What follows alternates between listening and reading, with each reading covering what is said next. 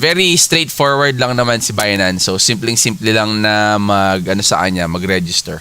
And then, pag naka-register na kayo, login tayo.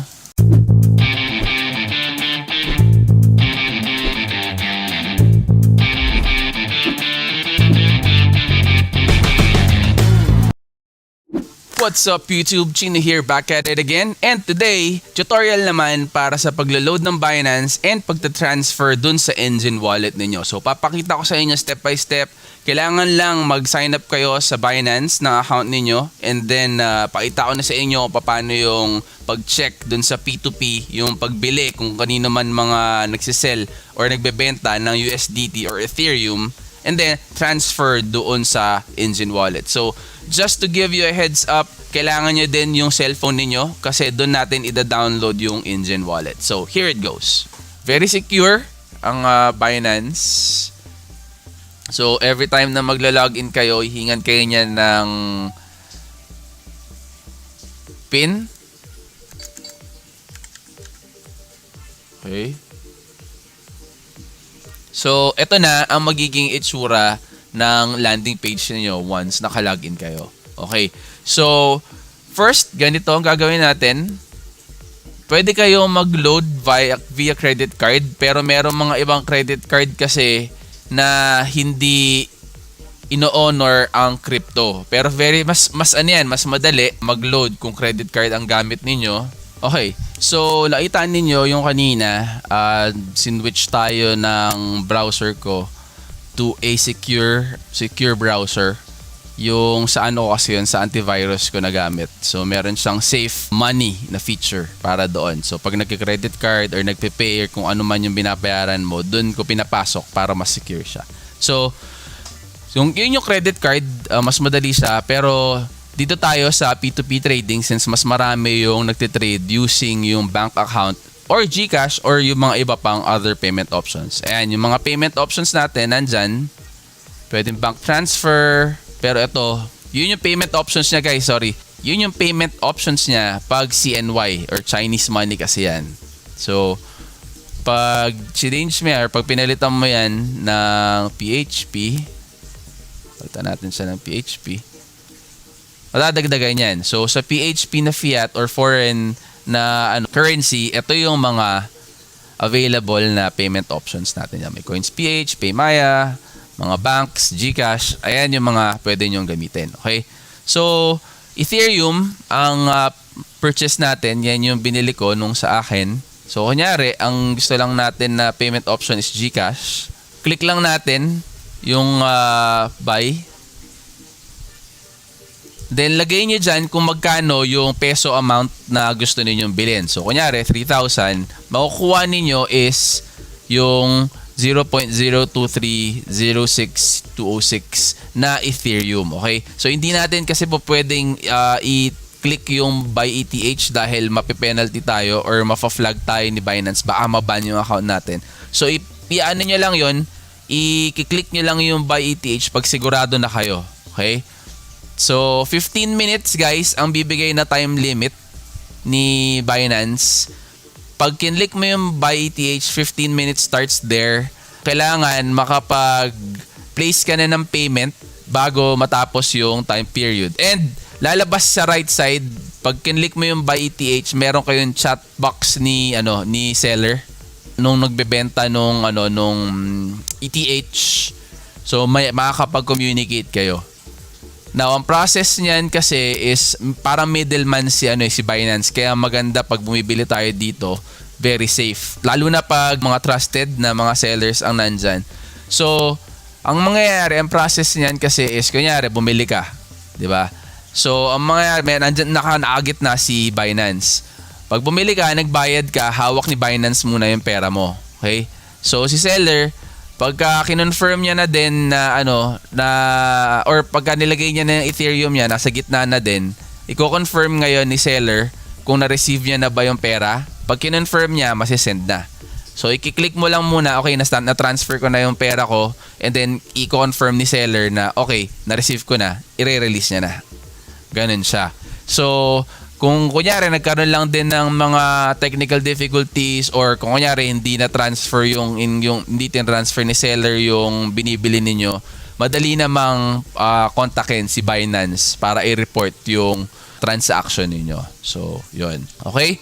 So, yun yung part ni Binance kung paano kayo bibili ng Ethereum. Pagkabili ninyo ng Ethereum kay Binance, pupunta lang kayo sa wallet kasi naka P2P pa ninyo yan eh. Kumbaga, meron kayong P2P which is yun yung trading ninyo sa mga tao, and then meron kayo yung spot na tinatawag nila, spot wallet, which is yun yung gagamitin ninyo para sa mga trading, mga transfers. So, ang gagawin ninyo, yung nabili ninyo sa P2P na nandito pa, ita-transfer nyo ngayon kay spot wallet para yun na yung pang trade ninyo. And dito ka sa ayan, send. Sa wallet na ayan. So, to-transfer mo lang yung funds mo from P2P. Make sure na nasa fiat and spot wallet mo para ma-transfer mo siya sa engine. Okay? So, yun yung part ni Binance. Okay? So, punta naman tayo kay Engine. So, download lang muna natin siya sa Play Store. Okay guys, so dito naman tayo sa phone part ng ng process. So, i-download nyo lang yung Engine Wallet and makikita ninyo sa right, yung sa baba na pinakababang app. Download lang muna ninyo yan. Yan yung logo niya. Download nyo sa Play Store. Then once na download na ninyo, sign up lang kayo, sundan nyo lang kung ano yung yung process niya.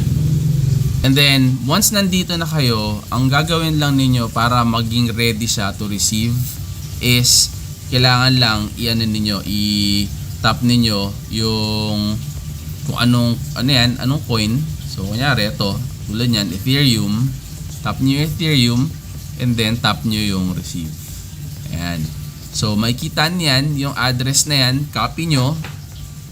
Then, ang ginagawa ko kasi is pwede kong isend sa email or sa kung saan man na secured na way para makuha ninyo yung address na yan.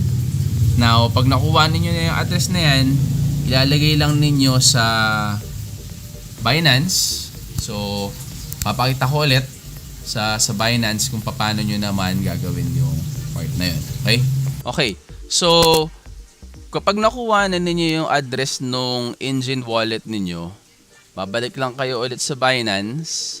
So, pag nasend niyo kaya sa email or kung ano man way na secured na hindi na kailangan may alam. So, kunin niyo yon and then punta kayo ulit sa Binance. Pag nasa Binance na kayo, punta lang kayo doon sa sa wallet sa taas and then fiat and spot. Okay? So, pagdating niyo sa fiat and spot, guys, click niyo yung withdraw. Okay? And pag nasa withdraw na kayo, make sure na nasa crypto kayo. Okay? Crypto. Ayan. Okay? So, pagka yan o kaya yan uli natin, withdraw. And then, make sure na nasa crypto kayo, hindi fiat. Okay? Now, coin, ano bang coin yan? Yung ta-transfer natin. So, yung meron tayo is Ethereum. Okay? So, Ethereum. Yan. And then, yung address. Yung address na nakuha natin galing dun sa engine. Yung kanina kinuha natin sa app na sinend natin sa email or kung saan man yung pinag-sendan ninyo. I-copy nyo yun. Hindi ko kasi i-suggest na imano-manong type ninyo. Kasi prone siya sa sa errors kasi mahaba nga 'yon tapos alphanumeric pa. So ilagay niyo diyan yung wallet niyo. And then network is ERC20. Ito. 'Yan yung gagamitin ninyo. Okay? So guys, be aware lang din. Siguro naririnig na ninyo yung gas fees. So, yung gas fees is yung parang pinaka-transaction fee ninyo sa pag-transfer ng pera papunta sa kung ano mang wallet yan or papunta sa ibang address. Okay? So, consider din nyo yun kasi kung saktong-sakto lang, kunyari $11 ang kailangan ninyong dumating dun sa Engine wallet ninyo tapos worth $11 lang yung niload ninyo na Ethereum. Pagka tin-transfer nyo yun, ang dadating na lang dun sa Engine Wallet ninyo is baka $5 or $6 na lang kasi syempre nabawasan na nung gas fees. Tapos pagka nasa Engine Wallet na ninyo and then bibilin na ninyo kung ano yung gusto ninyong bilhin doon sa game na pagta-transferan ninyo, ay gas fee na naman yun. So yung kumbaga kung $11 yung kailangan yung bilhin, mag-allocate na kayo ng enough na pera na kumbaga pasobra, may allowance lang para dun sa gas fees. So, kung kunyari, $11 yung babayaran ninyo, siguro mga $25 i-load ninyo, baka safe na yung ganon. Okay? So, I leave it up to you para sa decision nyo kung magkano yung ilalagay ninyo na extra pera to allocate doon sa gas fees. Okay? So, once na transfer yan, once na ilagay na ninyo yung address, na ilagay na ninyo yung network, yun nga, ERC, so meron niyang mga approvals like katulad nito, yung yung last na tinransfer ko. So yan. Hindi siya instant, so hindi siya katulad ng GCash or yung mga ibang mga transaction na pag send mo nandun na agad, okay? Dumadaan kasi sa mga networks yung pag-transfer natin. So it may take some time. Mga ilang minutes lang naman, hindi naman umaabot ng oras o araw yan. So mga ilang minutes lang, siguro 15 minutes to be safe, pero minsan depende sa sa bilis, mas lesser ng 15 minutes dumadating na siya. Okay? So once na nagawa na ninyo to, pwede niyo nang abangan dun sa Engine Wallet ninyo yung pera or yung Ethereum yung Ethereum na sinend ninyo. Okay? So ganun lang kasimple yung pag-load or paglalagay ng pera or Ethereum or kung ano mang mga coins or cryptocurrency sa Binance Wallet ninyo and then pagta-transfer doon sa Engine Wallet. Sana nakatulong. Kung bago ka sa channel ko, please do not forget to click that like and subscribe button. Gawa pa tayo ng mga iba pa ulit na tutorials ng pagta-transfer naman from Binance going to other wallets para doon sa mga ibang games or kung ano man yung mga nilalaro ninyo or kailangan ninyong paglagyan ng cryptocurrency. Okay? So, thank you for watching. I know medyo mahaba pero sana may natutunan. Until the next video.